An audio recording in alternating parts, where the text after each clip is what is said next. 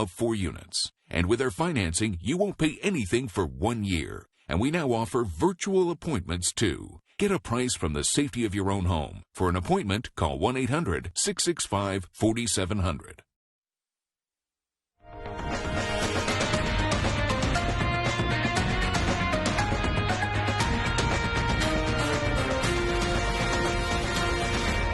A man in his 70s has become the second person to die of COVID-19 in Toronto's shelter system. Could increasing the size of restaurant patios be the answer for maintaining social distancing? We've got that story coming up tonight. And first, the military, now emergency management. We'll tell you about the new orders issued by the province for long-term care homes. It is 8 o'clock, 11 degrees from 299 Queen Street West. This is Toronto's breaking news, CP24. Good evening. I'm Lena Latafat.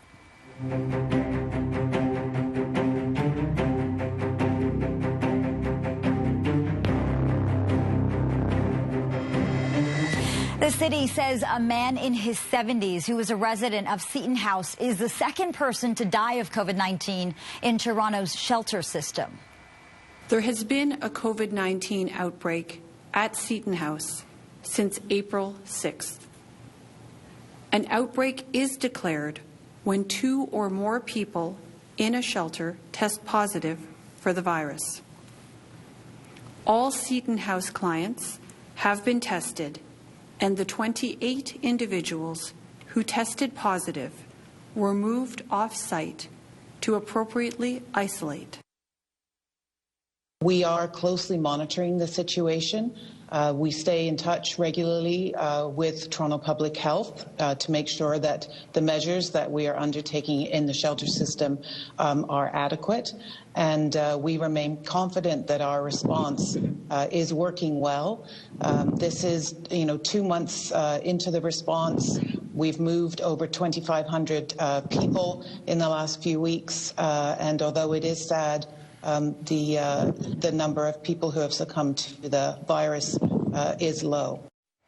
Also making news, the first registered nurse to die in Ontario because of COVID-19 is being remembered tonight by family, friends, and colleagues. 58-year-old Brian Beattie worked at Kensington Village Long-Term Care Home in London.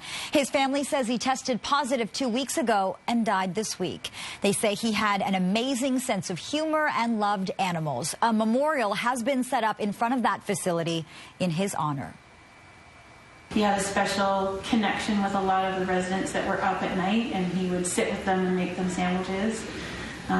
He was a big team member to his night staff, and I know that they will miss him greatly, as we all will. It's tough. It's tough on all of us. But we're here, and we're doing the best we can do. The Ontario Nurses Association says Brian Beattie advocated for proper personal protective equipment, and it wants the Ministry of Labour to investigate. What kind of personal protective equipment did he receive? What kind of patients, residents was he taking care of? What kind of training did he receive? All of that has to be investigated, and quickly. And Toronto is one of a number of municipalities contemplating allowing restaurants to increase the size of their patios in order to maintain social distancing. Live now to CP24's Chanel Call for more on this idea. Chanel. And Lena, we're live for you on King Street today. And the King Street pilot project, really a good example of what the mayor was talking about today, extending patio space for local restaurants to allow them to be able to host more guests, but still socially distance in that same space. The mayor is saying today this is something the city of Toronto is considering in other places across the city of Toronto. Here's more from the mayor and folks we spoke with today. I've asked the city staff to come forward with his areas of the city that would be appropriate to take up a road space and sidewalk space. It's not the case you can do that everywhere. We've had some success, obviously, on King Street with the advent of the King Street pilot.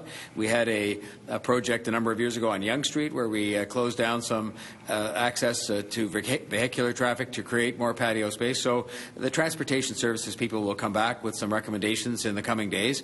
We'll take a look at that, and obviously I think some of that would have to go on to council, but I think this is something that it would be good for our city to do for a whole bunch of reasons. I think the independents would be able to immediately increase their seating capacity in a time where they're going to be faced with, do I open considering I'll only have half my seating capacity? It's going to be very weather dependent, so I don't know how much it'll help, but every little bit I suppose that we can get in the door or out the door will certainly help sustain us. And Lena, I spoke with a local restaurant owner here on King Street just beside us who says he is working hard to try to get his restaurant up and running as much as possible before they get the green light from the province to open. Part of that work includes spacing out tables inside the restaurant to allow for social distancing. As for a timeline on this, the province hasn't said when it plans to allow restaurants to reopen for dining, but we do know the mayor said today that this model or idea of expanding patio space will be looked at very quickly. He says the Transportation Safety Services Board, that is, will look at where this model can work well in the city. For now, it's back to you. All right, Chanel, thanks so much. Meantime, the province is adopting an emergency order that allows the government to control the management of long-term care homes hardest hit by COVID-19. Under the order, the government could appoint an interim manager to protect residents and staff. The manager could be a person, a corporation, or a hospital. Decisions on when and where to assign additional management support will be made on a case-by-case basis. We're taking this action today because up until now it really hasn't been necessary. We've had incredible cooperation with hospitals, with long-term care homes, and with public health units. We've had hospitals go in willingly with the consent of the management of the long-term care homes to provide assistance and in some cases to provide some supervision. So the making of this emergency order doesn't mean that we're going to do anything with it right now. It's just a tool in our toolbox to use if we need it so that we can move in rapidly if there's some care homes that continue to have problems and are resistant to having any assistance. The president of SEIU Healthcare, that's the union that represents 60,000 frontline workers, says there should be restrictions on which managers could be appointed. It better not be the for-profit corporations that manage their own mistakes. That's like putting the fox in the hen house. So when you talk about putting hospitals to oversee it, then yes. And we've already had some reports from hospitals that they're finding like 98 violations when they do go into some homes. But the bottom line is they need to be held accountable. And if the minister needs a list of places that she thinks may be ready or wants a list, I've got 10 of them for her. I'll send them to her right now. This is the second time the province has called for outside help at Ontario's long-term care homes. Last month, the military was deployed to 5 facilities dealing with severe staff shortages. The emergency order has yet to be applied to any long-term care home in the province. Here are the latest COVID-19 numbers from the province now. 329 cases were confirmed yesterday compared to 361 the day before. There are more than 21,000 cases in Ontario. 40 people died yesterday, bringing the death toll to 1,765. Nearly 75% of cases are considered resolved, and the province also says more than 15,000 tests were done yesterday. That's compared to less than 12,000 tests done the day before. Premier Doug Ford was asked about when the province will move to stage 1 of its reopening plan. We're putting guidelines together for areas of the population and companies and stakeholders to get ready. We aren't at stage 1 quite yet, but we're asking people to get ready for stage 1. And Ontario's Associate Chief Medical Officer of Health was asked how close the province is to meeting its targets for moving to the first stage of its recovery plan. We are very closely monitoring the targets and all the measures, and they come to the command table and are discussed. And we do continue to provide advice to the government. It's not like black and white where you'd say, okay, it reaches a certain number and you turn the switch. We are looking at the trends. And the trends, as I said, are quite promising. With the province set to unveil more details about the first stage of its reopening plan tomorrow, Mississauga's mayor says her city is not ready to lift restrictions yet. We're making substantial progress but we can't get ahead of ourselves too quickly or we run the risk of a second wave, and none of us wants that. My message to the province is clear. Premier, Mississauga is not yet ready to reopen up this quickly. I call on the province to take the situation across the GTHA into consideration in advance of tomorrow's announcement on Phase 1 of the reopening. As we prepare to discuss reopening, we must continue to take steps to stay safe. First, I repeat, distance is your friend. When you are out and about and interacting, stay 2 meters apart. I often get asked, how far apart is 2 meters exactly? The easiest is to think of this. Think about how far back you stand as a courtesy when you're waiting to use an ATM. If you can imagine yourself falling forwards, you should land comfortably away from the other person without contacting them. That is a minimum, and that should be your practice with every close interaction outside now. Turning to some other news, police are appealing for security in dash cam video. This after a 75-year-old woman was struck and killed by a City of Toronto truck. Emergency crews were called just after 10 o'clock this morning to Lawrence Avenue and Fern Meadows Road. That is east of Morningside. Police say a city pickup was westbound when it lost control. It had some trouble. It lost control. It mounted the curb, the north curb of Lawrence Avenue East, near a side street, just east of us here on Megan Avenue, I believe is the street. Something happened. It wiped out a fence, a chain link fence, re-entered the roadway back onto Lawrence Avenue.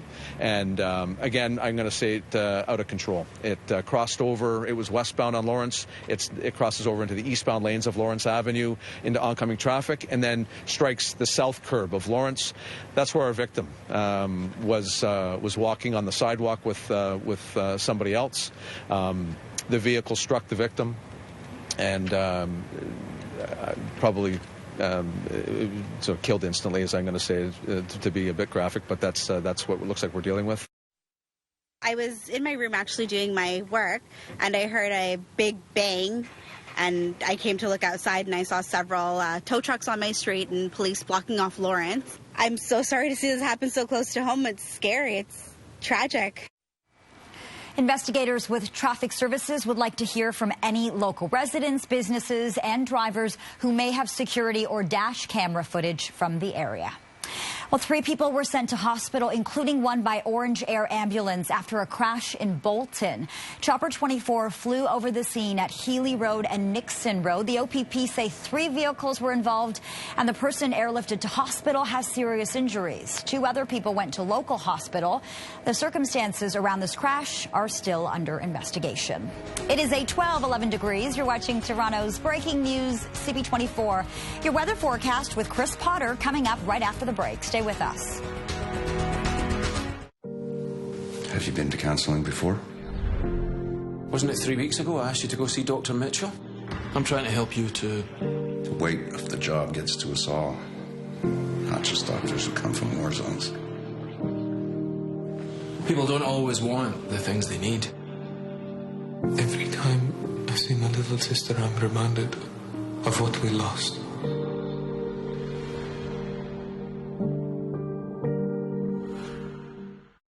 The price is right. Now is the time to sell your gold. Bring me your gold jewelry, your gold coins, your gold bars, even your broken gold, even your gold teeth. All of the jewelry pays the most for your gold. allofthejewelry.ca. Oh, yeah. All straight, we ain't stopping, believe me. Go straight till the morning, no lie, we won't wait. And we're taking everything we wanted, we can do it. All straight, no sweat. Together, we're making a difference to stop the spread of COVID-19. As businesses reopen, practice physical distancing and wash hands frequently. Stay safe, save lives. Visit ontario.ca/coronavirus. We're now open in Woodbine Mall. Oh, yeah. We're buying your gold, silver, jewelry, diamonds, watches and purses. We can also loan you money on anything we buy. All at Woodbine Mall. Oh, yeah.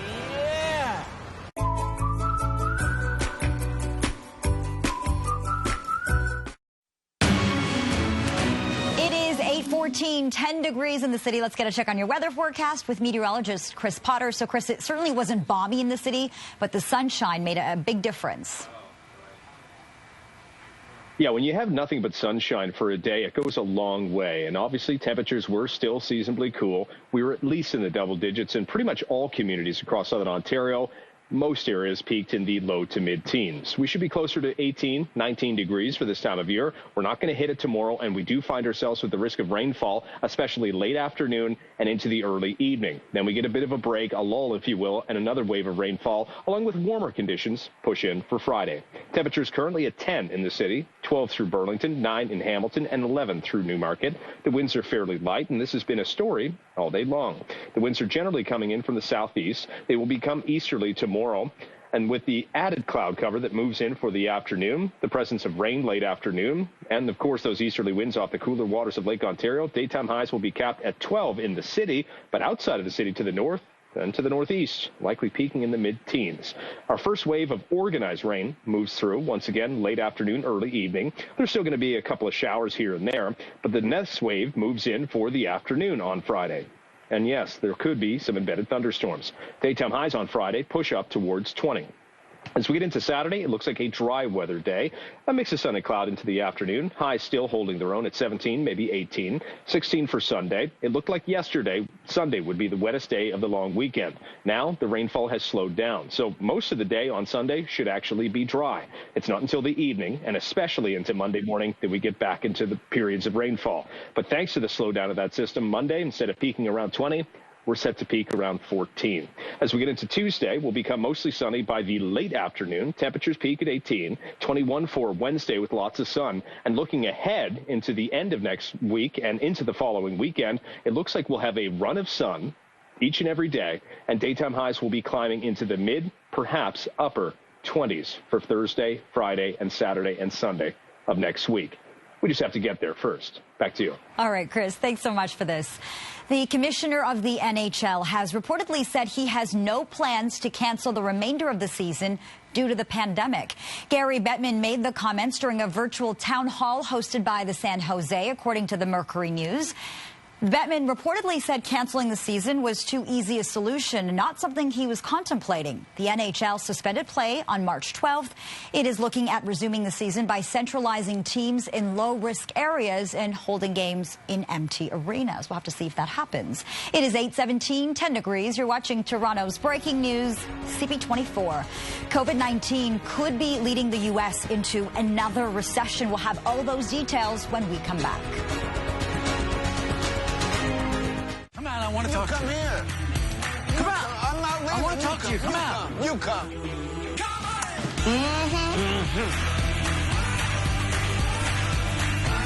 I'll admit that. Cheers, mate.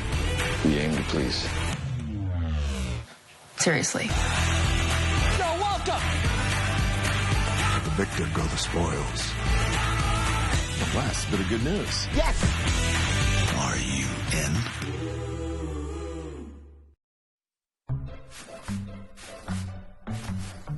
You're not using too much, are you, hun? Nope. Charmin Ultra Soft is so soft, you'll have to remind your family they can use less. Charmin Ultra Soft is twice as absorbent, so you can use less. Don't worry, there's plenty left for you, Dad. We all go. Why not enjoy the go with Charmin? How do your teeth get a dentist-clean feeling? Start with a round brush head. Add power, and you've got Oral-B. Oral-B's round brush head surrounds each tooth to remove more plaque. For a superior clean, round cleans better. Oral-B. Structube.com, your online destination to discover a full range of modern furniture at exceptionally low prices. Take advantage now of our free delivery with any purchase over $299. Structube, low prices, amazing styles. Many of us do believe that it could be seasonal. Your COVID-19 questions. All for one and one for all. Answered live every weekday morning. Mayor John Tory and Dr. Isaac Bogosh. Email your questions to now@cp24.com. Closed captioning of this CP24 program is brought to you in part by Atlantis Bath Centers. Beautiful ideas to elevate your bath and kitchen environments beyond extraordinary. Just add water.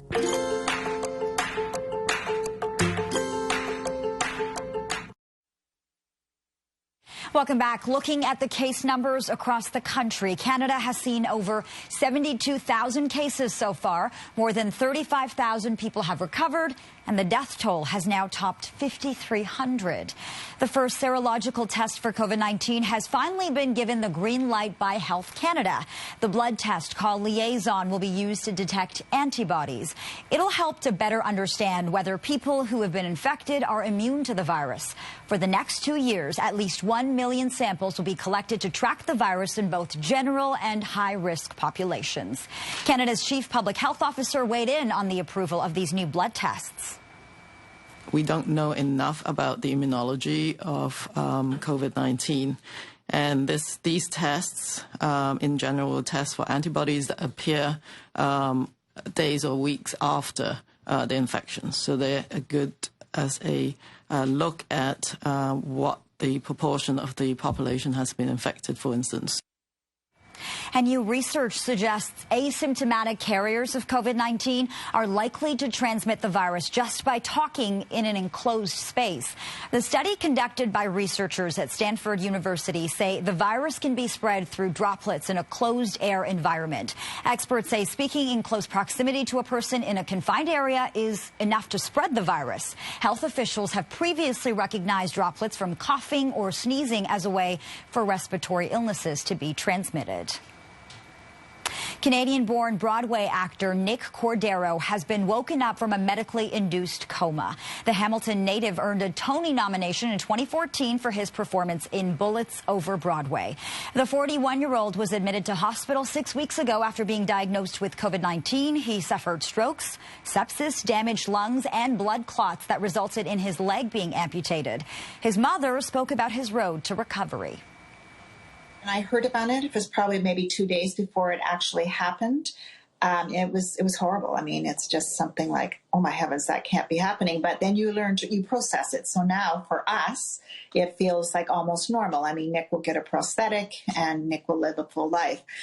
Nick does not know this yet. So we're kind of dreading that. When he was admitted to hospital, his wife started a hashtag, Wake Up Nick. Now, since waking up, that hashtag is now changed to He Is Woke. The World Health Organization is calling on governments to do more to prevent COVID-19 from spreading through prisons. I urge political leaders to enhance all prevention and control measures in respect to vulnerable populations in places of detention. Overcrowding in prisons undermines hygiene, health, safety, and human dignity.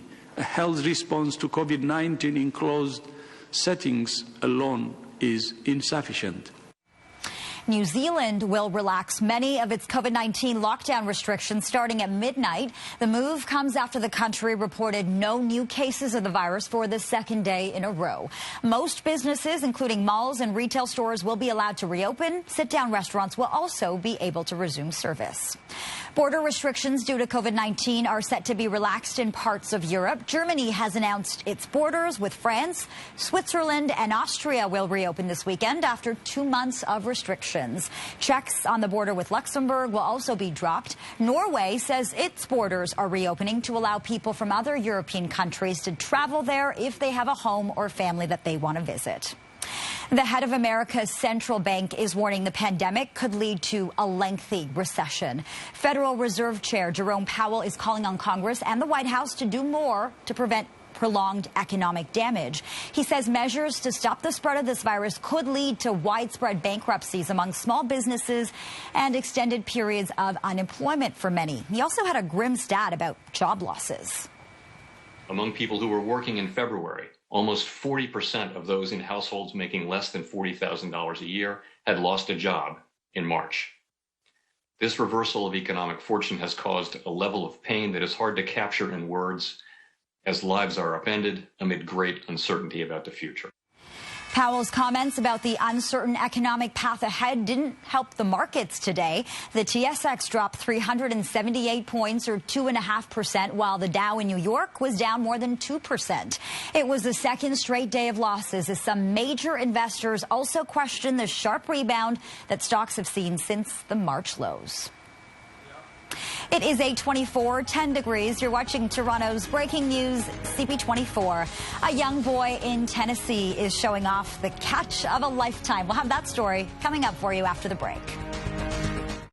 With new info coming in rapidly, CP24 is keeping track of it all. The latest live from public health officials, on air, online, and on the iHeartRadio app. Live on CP24.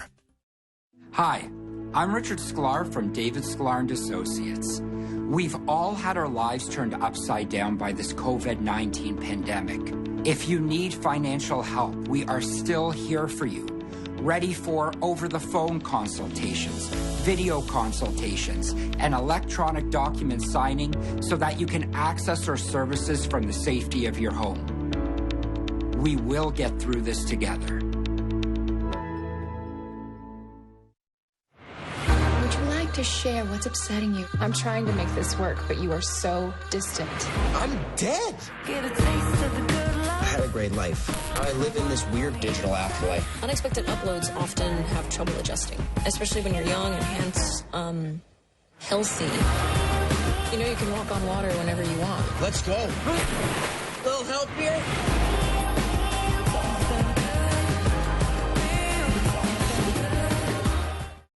At Burgell McGenzie, we know that an accident doesn't just affect the injured person. It affects their entire family. We'll listen and help you understand your rights. We'll treat you with respect and compassion. And we'll fight to get you the compensation you deserve. As if you were family. For almost 50 years, Burgell McGenzie has recovered hundreds of millions of dollars for injured clients and their families. Let our family take care of your family. Burgell McGenzie, 416-665-2000.